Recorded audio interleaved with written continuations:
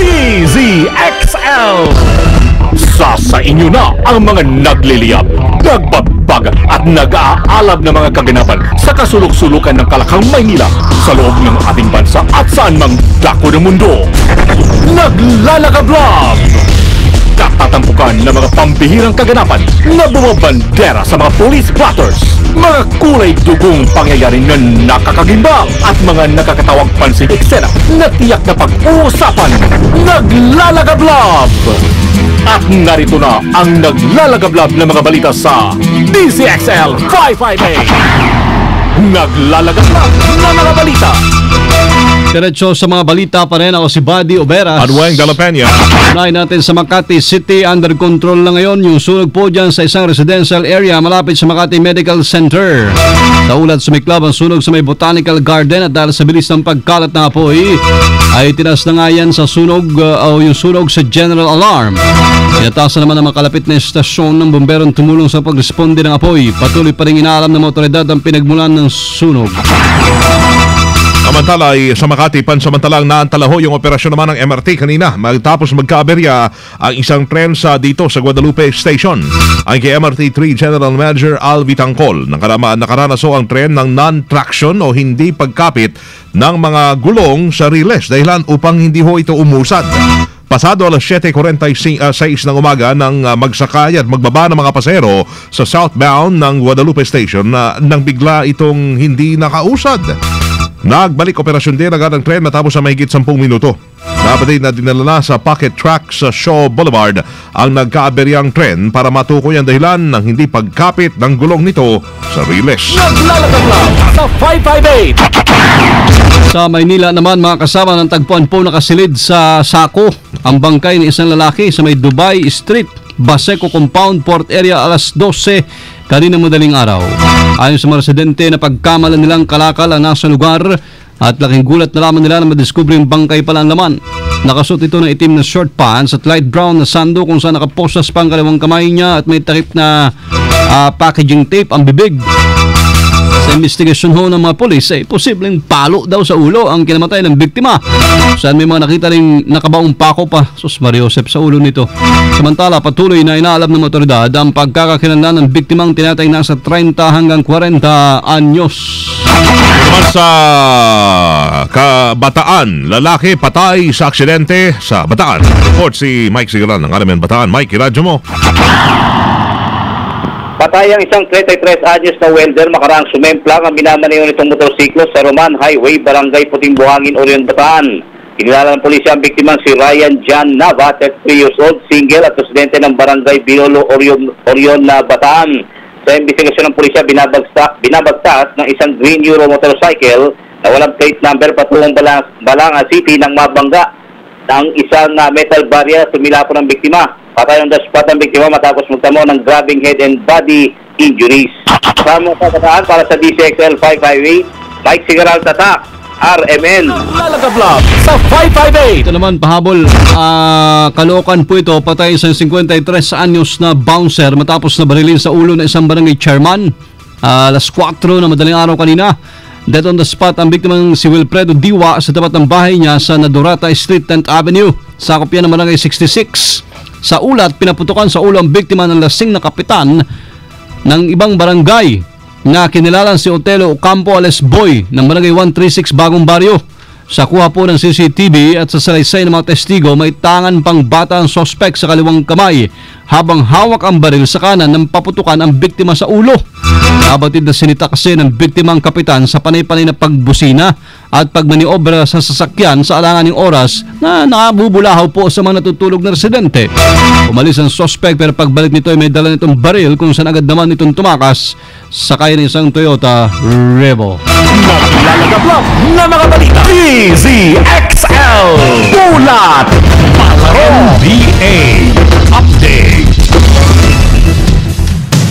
Muling nahaharap sa panibago po na legal battle si NBA star Dwayne Wade matapos kasuhan ng kanyang dating asawa hinggil sa tanggap nitong mga endorsement deal.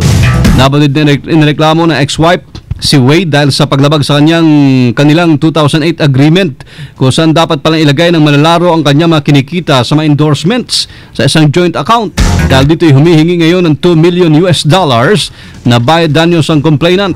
Samantala, tiniyak naman ng kampo ni Dwayne na mababasura lamang ng korte ang kaso lalo't wala umano daw itong basehan. Naglalagab lang, DZXL Showbiz Balita. Hi! Hello everybody and everywhere! It's me, magandang tanghali! Maganda pa ako sa tanghali! It's me, Lollipop Rapapap! I like it! Yung song na yan, paborito namin ni Larry King yan! Oo! Wala kang headphone! Ito! Ayan, ito. Isa lang yung tumutunog dyan. Ayaw mo mag-headphone? Ayaw niya. Talagang guluhin yung buhok mo na magulo na. Ay, naku, pinagtanggol ni Sylvia Sanchez ang kapwa-aktor na si Richard Yap sa kumakalat na issue na may attitude problem ang sikat na aktor. Ang paglilinaw ng actress, mabait at kasundo niya ang aktor na kilala rin sa karakter niya bilang si Sir Chief. At sa isang hit na teleserye kung saan kasaluyang magkasama yung dalawa. Ang dagdag pa nito, hindi totoong iniiwasan ng ilan pang kasamang artista ang naturang serye o sa naturang serye si Richard Yap. Nagpasalamat naman si Sylvia na isang taon nang umiere ang naturang serye na pinagbibidahan nila Yap at actress na si Jody Santa Maria na mukhang wala ng katapusan ng istorya. Diba? Biro mo isang taon? Pinahaba ano yan, sitcom? In-extend na oh, talaga. yan. Na-stretch na. Oh, i-stretch na. I-stretch to the max hanggang maging laos. Okay. Sayang. Thank you. It's me, Lollipop. Lollipop. Thank you, Loli. Hindi kaskas, hindi umatras, medyo madulas. Ito ang balitang panghimagas. Bibi! Magandang tanghali mga kasama, uan. Alam nyo ba mga kasama, pansin ko lang ha, yung mga bata ngayon lumalaki na sa digital world. Huh? Digital world. Kasi 'di ba kahit yung mga isang taong gulang na bata marunong nang gumamit ng mga iPad, ganyan, computer, oo. Sanay sila, mabilis. Kaya naman, aksidenteng nakabili ng sasakyan sa isang online website ang isang taong gulang na batang babae sa Yan. Portland, Oregon, USA. Biruin niyo isang taong gulang lamang. Napag-alamang naaliw sa paglaro ang batang si Sorella sa smartphone ng kanyang amang si Paul Stout. Kamakailan lang ay nakatanggap ng email si Paul mula sa isang website na bumili umano at ng isang 1962 Austin Healey Sprite. Nasa sakyan na nagkakahalaga ng $225. Nagdesisyon na lang ang ama ng bata na kunin pa rin ang nasabing sasakyan at ayusin ito upang maging regalo sa 16th birthday ni Sorella o kaya naman ay iregalo sa high school graduation nito. Tagal pa nun. Mas lalong tumanda yung... Oo. Naglagay na ng password sa kanilang cellphones ang mag-asawang si Paul at Christina Stout upang hindi na maulit ang naturang insidente. Ayan. Yan po ang balitang panghimagas. Medyo hindi na maganda, no? Ang dulot ng, ano tawag dito, yung teknolohiya. Oo. Maring makabilis na bigla-bigla, gano'n. Maraming napipindot ang mga bata. Pati matatanda. Kami nauhuli. At yan po ang balitang panghimagas. Kan DZXL Senwon Chong Senwa Sure Phoebe Tatak Armen. Thank you, PB. Simula ngayong Hunyo, nung ngayong taon ay maaari na makamtanho ng mga guro at iba pang empleyado ng DepEd ang primary care benefit ng PhilHealth na meron pong taunang health profiling, screening para sa cervical at breast cancer. May konsultasyon, health counseling at laboratory test gaya ho ng complete blood count, urinalysis, fecalysis, sputum microscopy, fasting blood sugar, lipid profile at chest x-ray. Yan po ay maaring ma-avail sa outpatient department ng mga pampublikong ospital. Approve at walang nanalo sa 30 million sa Grand Lotto July 10, 25, 35, 30, 44, 24, 18. Better luck next time. Pero may nanalo nung last time. Tuesday. Tuesday ba? Usually iba, bago Tuesday, mag-claim days ang lumilipas. Malaki rin. 17 million. Mag-isa lang siya. 17 million, mag-isa lang. Okay. Taga-Tagig. Ay, Bibili na yan ng congrats. sariling Sariling iPad. Bahay, lupa, pwede na doon eh. Kaya Ha? nga. Ang lalaki Mag-Robust Dietary Supplement for Men.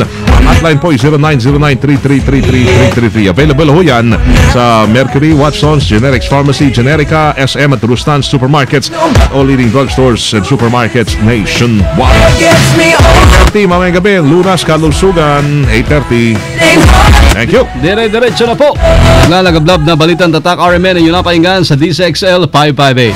Yung tanghali ho ng Huwebes na, July 11, 2013. Kasama nyo, bilis lang ng panahon. Sa serbisyo publiko from the province of Occidental Mindoro, mabuhay. Opo si Buddy Oberas. Pero mo, isang buwan na lang, August, and then Berman na. Tugtog na ulit tayo ng Pasko. Ay, nako. From the city of Sambo, maligayang Pasko ho, Elioceres Primo Hermano, Huweg de la Peña. Ay po lahat sa DCXLI.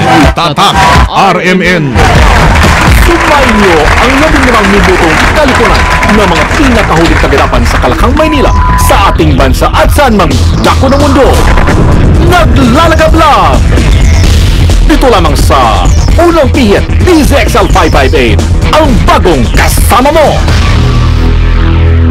DZXL